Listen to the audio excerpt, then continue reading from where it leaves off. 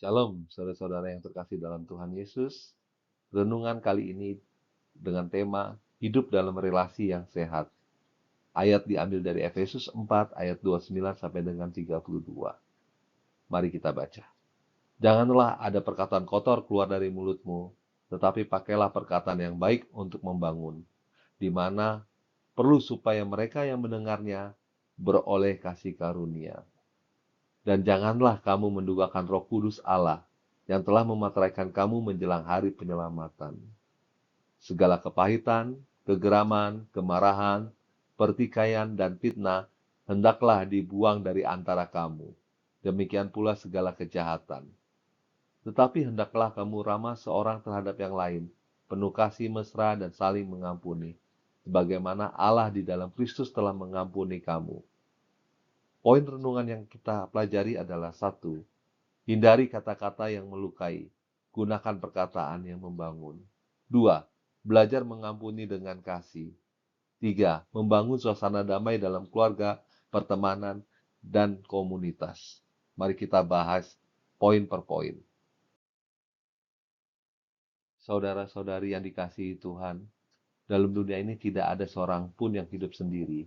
Kita bekerja dengan orang lain, tinggal bersama keluarga, beribadah dalam komunitas, dan bertemu banyak karakter setiap hari, dan inilah yang disebut relasi. Di dalam relasi, bukan hanya di gereja, bukan hanya saat memuji Tuhan iman kita diuji. Relasi adalah ladang kasih yang nyata, dan Tuhan dipermuliakan ketika kita belajar saling mengampuni, berkata baik, dan membangun satu sama lain.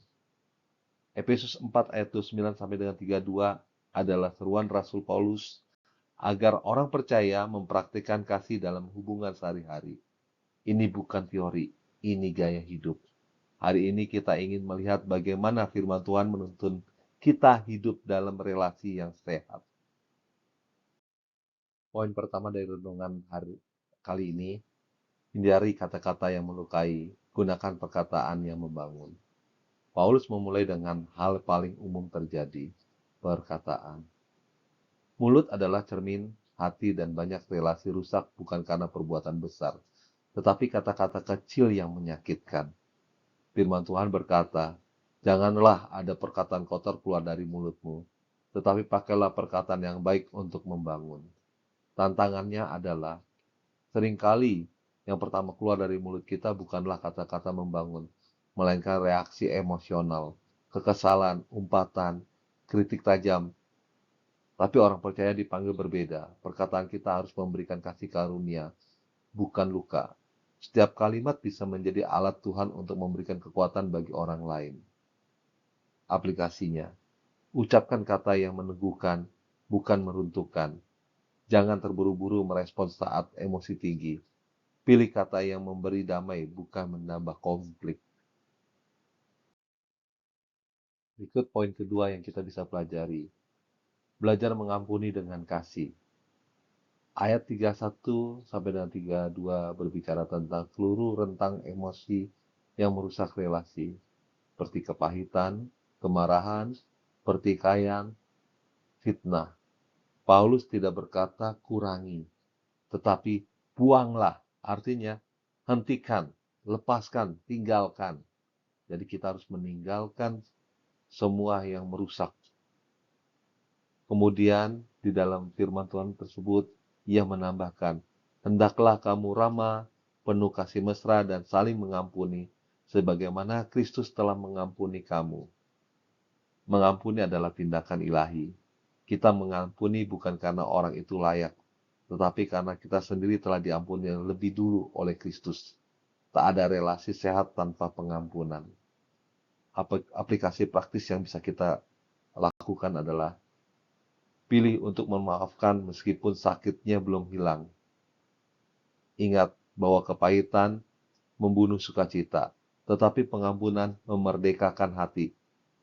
Jadilah pembawa damai, bukan penyimpan dendam. Poin ketiga yang dapat kita pelajari adalah membangun suasana damai dalam keluarga, pertemanan, dan komunitas.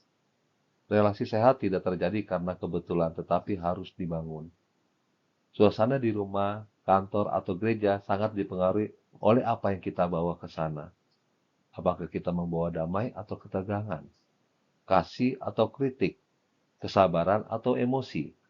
Firman Tuhan memanggil kita menjadi agen damai. Bukan berarti kita tidak pernah marah, tetapi kita cepat mengampuni, cepat merendahkan diri, dan cepat memberi kasih. Langkah-langkah kecil yang menciptakan damai. 1. Dengarkan tanpa menghakimi. Kedua, berikan apresiasi kecil kepada orang di sekitar. Ketiga, belajar memahami, bukan hanya didengar. Keempat, jadilah orang yang menghadirkan kehangatan, bukan ketegangan. Suasana damai adalah bukti dari kehadiran Kristus dalam relasi kita. Saudara-saudara, sebagai penutup, relasi yang sehat adalah wujud nyata dari iman yang dewasa. Tuhan dipermuliakan bukan hanya lewat pelayanan besar, tetapi lewat bagaimana kita memperlakukan orang di sekitar kita. Mari kita akhiri dengan komitmen. Perkataan kita membangun bukan melukai. Hati kita penuh pengampunan bukan kepahitan. Kehadiran kita membawa damai bukan konflik.